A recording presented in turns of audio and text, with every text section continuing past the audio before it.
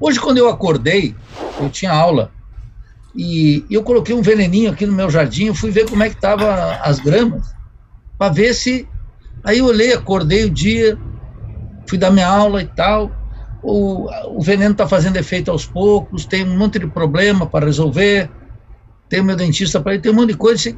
Eu fiquei pensando, disse, bom, será que as pessoas estão pensando mesmo? Porque todos os problemas com que elas dormiram ontem, elas acordaram hoje.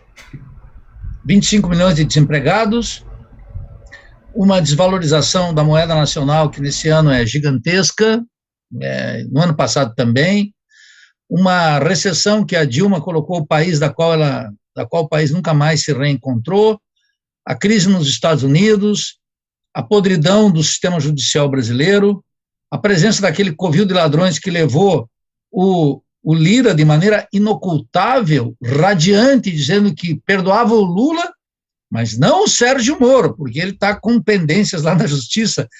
O Bolsonaro, a direita brasileira, a embaixada de Washington, continuou tudo exatamente igual. Eu faço essa introdução por um certo, inconfessável, inocultável sentimento de felicidade que tocou no coraçãozinho de milhões de pessoas que acreditam que o Lula é a chave para resolver os problemas brasileiros. Eu digo o contrário. O Lula é a receita certa para aprofundar cada um dos problemas brasileiros. Os problemas do Brasil só podem ser resolvidos pelo povo brasileiro no interior de uma revolução brasileira. E no PSOL, o PSOL é tributário de uma hegemonia da esquerda liberal. O PSOL nasceu de uma costela do PT, quando precisamente o Lula aplicou uma reforma da Previdência contra o nosso povo, e um grupo de parlamentares se absteve ou votou contra, e, portanto, foram, na prática, expulsos do partido. De tal maneira que essa hegemonia de um liberalismo de esquerda, ela é dominante no meu partido. A expressão talvez mais acabada disso foi o lançamento da tendência do Boulos, que se chama incrivelmente, uma expressão do liberalismo total, revolução solidária, que pode ser muito bom para o Júlio Lancelotti, lá em São Paulo, que é aquele conhecido padre vinculado à Igreja Católica, que faz um trabalho de caridade católica e cristã com os mendigos, com os trabalhadores, com aqueles que sentem fome, desemprego, desamparo, mas não para um partido político. Um partido político tem que discutir as questões do Estado, da economia, das classes, da cultura, na chapa quente, no conflito de classes que nos coloca. Eu considero que, dada essa hegemonia de esquerda, e como o partido está formulando que nós precisamos de uma frente ampla de conteúdo democrático para enfrentar o proto-fascista, é óbvio que o Lula, nesse sentido, dada a origem, essa hegemonia do liberalismo de esquerda dentro do partido, veio como uma dádiva. A grande maioria do partido reconhecia dois aspectos. O primeiro, que justiça foi feita. Quer dizer, como é que justiça pode ser feita se você saberá se posicionar melhor do que eu nisso, Roma. Se o que o Fachin disse é que o Moro não era o juiz natural do caso, não poderia ter sido. Quer dizer, eu que nunca estudei numa faculdade de Direito, exceto entrei lá para dar conferência, sabia que tudo aquilo era uma farsa total. E aquilo apareceu para muita gente como tragédia. Agora vai se repetir como farsa e nós vamos considerar aquilo como se fosse um ato de justiça tardia. Ora, francamente, é por isso que a direita Bolsonaro acaba tendo mais credibilidade, porque ela espeta o STF todo dia. E a esquerda liberal considera que, de vez em quando, o STF comete, digamos, gotas de justiça, átomos de justiça. Então, o tribunal, o STF, faz parte da dominação burguesa no Brasil. STF, aquele covil de ladrões que é o Congresso Nacional, a mídia, o presidente da República, são instrumentos da dominação burguesa. E, como tal, a lei é essencialmente política. Era política lá, quando proibiu o Lula de ser o candidato presidencial. Claro que fez política, e está fazendo política aqui agora, do mesmo jeito. O que cabe ao pensamento crítico, Roma, é entender por que lá não e por que agora sim. O que mudou? Isso significa que, para além da esperançazinha que o sujeito tem no coração, que ele vai poder ficar dentro de casa sentado e que o Lula lá poderá resolver todas as suas angústias, que é o que majoritariamente a esquerda liberal faz. A esquerda liberal aboliu da sua vida o critério da praxis, da militância revolucionária. E, portanto, ela considera que ela votando no Lula, o Lula sobe lá e ele dá pingo em pingo, ele dá nó em pingo d'água, e ele, então, portanto, poderá resolver todo o imbróglio da crise global do capitalismo, do avanço da direita, da redefinição da economia e do Estado, os problemas da cultura, da política, fazer um novo pacto que a burguesia não quer, e está aí assaltando o Estado através de 35 projetos que o próprio fascista colocou no governo, no Congresso, e já redefiniu a sorte do Banco Central, está avançando sobre as questões ambientais, sobre a mineração, geral. Então, veja, no PSOL, que sonha com a ideia de uma frente ampla, que é tão ampla, mas eles sonham que o Lula encabece, porque o PSOL nunca admitiu a possibilidade de discutir o Ciro Gomes. É uma aliança com o PT. O PSOL, na verdade, o PSOL não matou o pai, aquele movimento importantíssimo da psicanálise, que significava excluir o PT daquele amorzinho secreto que mantém na forma parlamentar, na dinâmica com o movimento social, no ideário partidário difuso, no desprezo pela teoria e, sobretudo, na esperança de que o PSOL tenha como destino do Brasil não a superação dialética do fracasso histórico do PT, e do Lula, portanto, mas, sobretudo, figurar como a consciência crítica do liberalismo de esquerda. A maioria no PSOL, inclusive os parlamentares, aqueles críticos, eles o que fazem, na prática, a direção majoritária, seja ela Primavera ou o MES, o que fazem é figurar como a consciência crítica do liberalismo de esquerda. E o liberalismo de esquerda tem uma hegemonia, que é o Lula e é o PT. E agora com o Lula livre para ser candidato com aquele monstrengo criado pela ação do Sérgio Moro, com a Polícia Federal, com o STF, com tudo, com a canalha, com a mídia, desmontou por essas circunstâncias.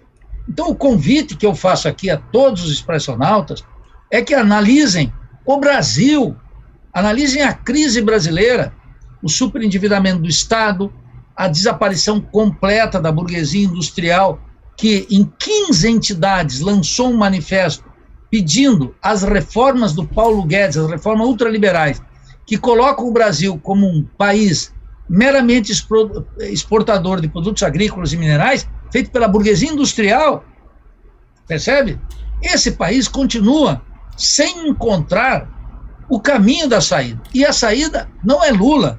O Lula vende. A única coisa que mudou, portanto, Romulo, de ontem para hoje, e inclui majoritariamente o PSOL, é uma coisa só.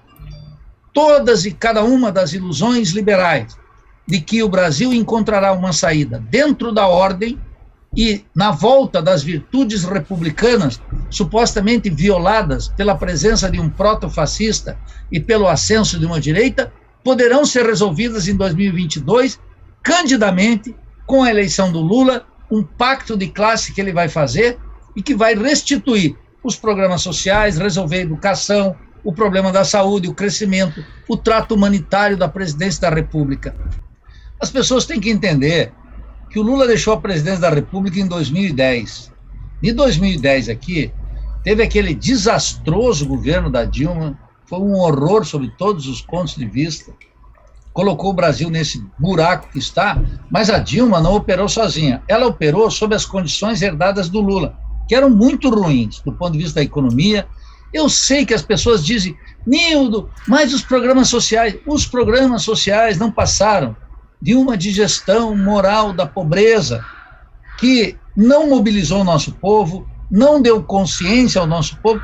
Hoje ou amanhã, provavelmente, o Lula vai dar alguma em alguns dias, ele vai certamente dar uma conferência de imprensa, e vocês vão poder conferir se ele entra nos graves problemas, para além da ladainha social, para além de reconhecer que o nosso povo está com 25 milhões de desempregados, que a renda média de 54 milhões de brasileiros ganha até 580, 600 reais, que é um colapso da economia que vem desde a Dilma, que se aprofundou com Temer e agora chegou no auge com Paulo Guedes. Veja, se o Lula vai agregar alguma pitadinha, uma pimenta crítica na análise do Brasil, eu já asseguro aqui, Expressional, zero possibilidade. Não porque eu tenho alguma coisa contra o Lula, quero dizer que para os Expressional, eu ajudei a criar esse partido. E saí desse partido, vamos recordar aqui, em 2005, quando o ministro de confiança do Lula era um sujeito chamado Antônio Palocci, um ladrão, confesso, um corrupto, confesso, e que não só foi ministro de Economia de Lula, como foi chefe da Casa Civil de Dilma. Então, eu não me iludo contra isso. Eu gostaria que nós estivéssemos diante de uma notícia efetivamente boa. Só que a notícia boa não chega pelo carteiro. A notícia boa depende da mobilização dos expressionautas, da luta política, de tirar a bunda da cadeira, de retomar sindicatos e, sobretudo, de perceber que nós precisamos de uma interpretação crítica do que está acontecendo no Brasil e que Lula é parte dos problemas e não parte da solução. O sistema político, para nós, da Revolução Brasileira, ele se encontra apodrecido das raízes até suas formas aparentes, entre as quais o STF, aquele covil de ladrões que elegeu o Lira, que saudou completamente a absolução do Lula e quer a punição do Moro, o STF, a mídia, os monopólios, a Embaixada de Washington. Então, o apelo que eu faço sempre é que não é um ato desprezível no mundo da política e no mundo eleitoral a candidatura de Lula. Uma candidatura de Lula em 2022, obviamente, se nós começarmos a discutir as eleições, tanto eu quanto você, Ramos, teremos que tratar isso como um fato novo, algo que não existiu. Mas daí para dar um patamar de uma grande novidade política capaz de alterar a correlação de forças no país, a correlação de força entre as classes sociais, ora, é uma ingenuidade absoluta, completa, que, dada a crise brasileira, nós não temos mais direito de ter. A consciência ingênua que nos governou até agora não pode continuar sendo nossa companheira. E a fé que muitos têm no Lula, ela é inaceitável porque ela é a expressão eleitoral dessa consciência ingênua, dessa consciência que escraviza o país, dessa consciência que tolera a direita. Eu quero reafirmar aqui para os expressionautas. Lula, no jogo eleitoral, ele deve ser considerado. O meu apelo à inteligência do expressionauta é que ele observe que o jogo eleitoral é uma parte minúscula do jogo político, e é o jogo político geral. O jogo eleitoral não destrava o jogo político. O jogo eleitoral é uma parte constitutiva pequenininha do jogo político. E o petista ingênuo, ele sabe do que eu estou falando, porque quando está o Lula e a Dilma lá, eles são os primeiros em justificar a conciliação de classe produzida pelo PT, por Lula e por Dilma, afirmando que quem está no governo não tem todo o poder. Mas quando se aproxima de uma eleição, eles não são capazes de reconhecer que hoje, para chegar no governo, manter o governo e ter um governo com compromisso com os trabalhadores e com a soberania do Brasil, é preciso ter um projeto de poder. O Lula, eu já estou vaticinando aqui, vai reproduzir todas e cada uma das vulgaridades que ele reproduziu até agora. E se uma parte da burguesia se julga ofendida, vamos pegar o caso mais importante, a Rede Globo. A Rede Globo decretou Lula como inimigo público número 1. E o Lula, repetidamente, há cerca de 2, 3 dias, deu uma entrevista aí dizendo que o problema é a Globo. Muito bem. A Globo, ela tem um casamento de total fidelidade com o Paulo Guedes e tem um casamento total com o identitarismo. O identitarismo do Lula, ela vai tolerar. E ela vai dizer para o Lula, Lula, não tem problema você ser presidente. A agenda é a do Paulo Guedes. E o petista, que está com as energias renovadas, que está quase tirando um peso da sua alma, um peso existencial gigantesco, o que tu acha que o Lula vai dizer? O Lula vai dizer, senhores, eu tenho que dar alguma coisa para o povo e vou continuar dando tudo, como o Lula sempre repetiu. Nunca na história desse país os empresários ganharam tanto dinheiro.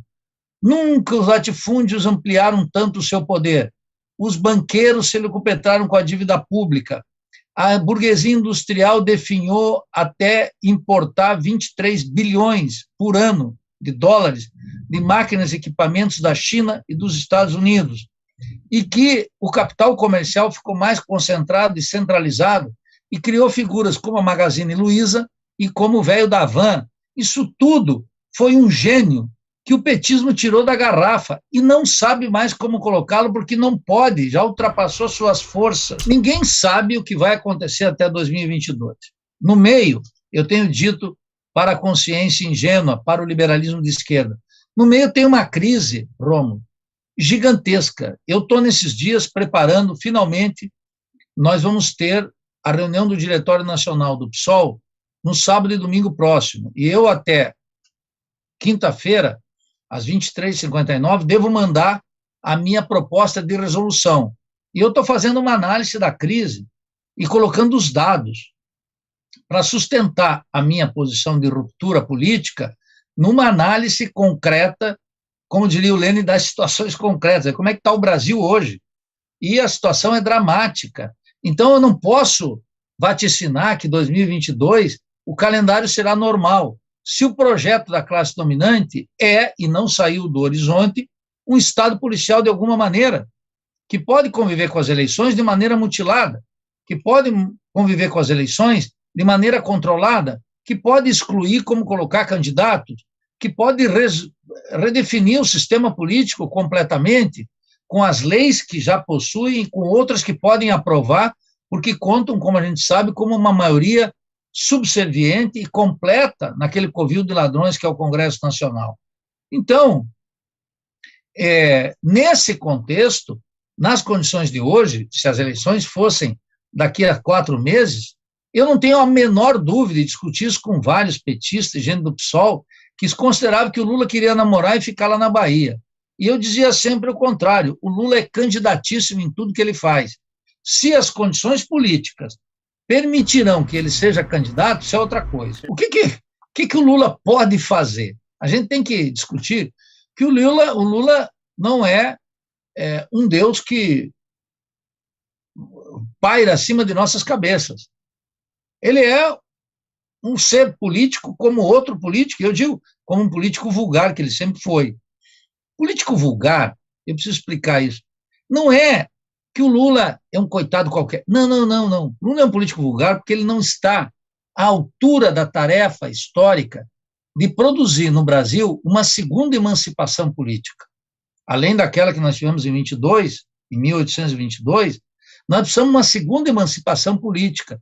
Tirar o Brasil da condição de um país raquítico que nunca teve uma política externa altiva, jamais, em nenhum momento, e que deixa a maioria do seu povo na absoluta miséria ou na caridade católica durante todos esses anos. Nós temos que tomar os destinos do Brasil na mão. Nesse sentido, o Lula é um político vulgar, porque não está colocando o tema do poder para os trabalhadores, para a maioria, para o socialismo, para a revolução. É um político vulgar porque ele acha que é possível, cinicamente ele acha que é possível, resolver os problemas da desigualdade, da cidadania, da cultura, da economia, da soberania, nos marcos do atual sistema político e sem romper com o capitalismo. Isso não há antecedente na humanidade. Vejam, não se trata de eu acreditar, eu quero que aqueles que acreditam no oposto, que é possível, me deem apenas um único caso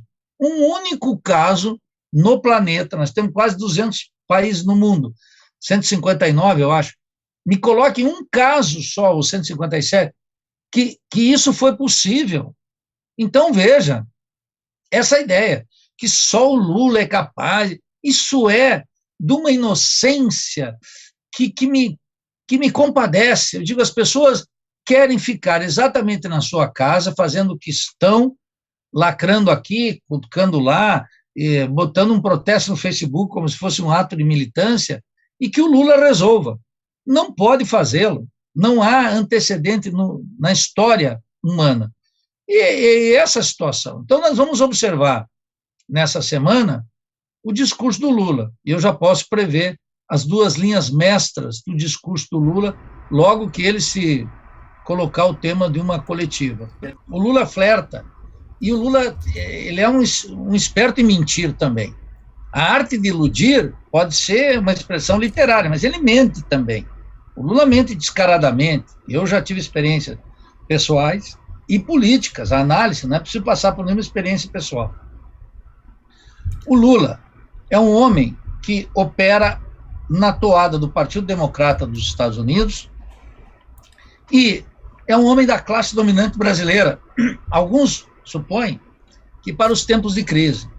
Eu considero que nos tempos de crise, a classe dominante abandona aquela tirada de Keynes que a crise e a luta de classe eu encontraria sempre ao lado da burguesia esclarecida.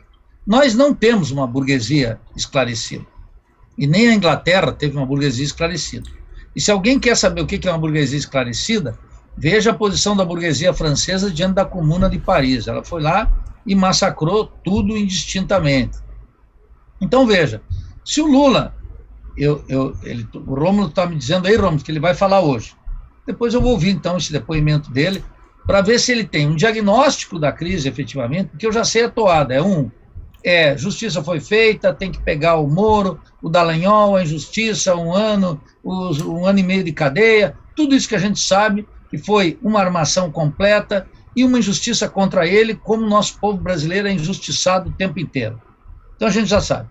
A segunda é o que ele pretende fazer como um homem da política e um potencial candidato para 2022, se nós tivermos eleições em caráter normal.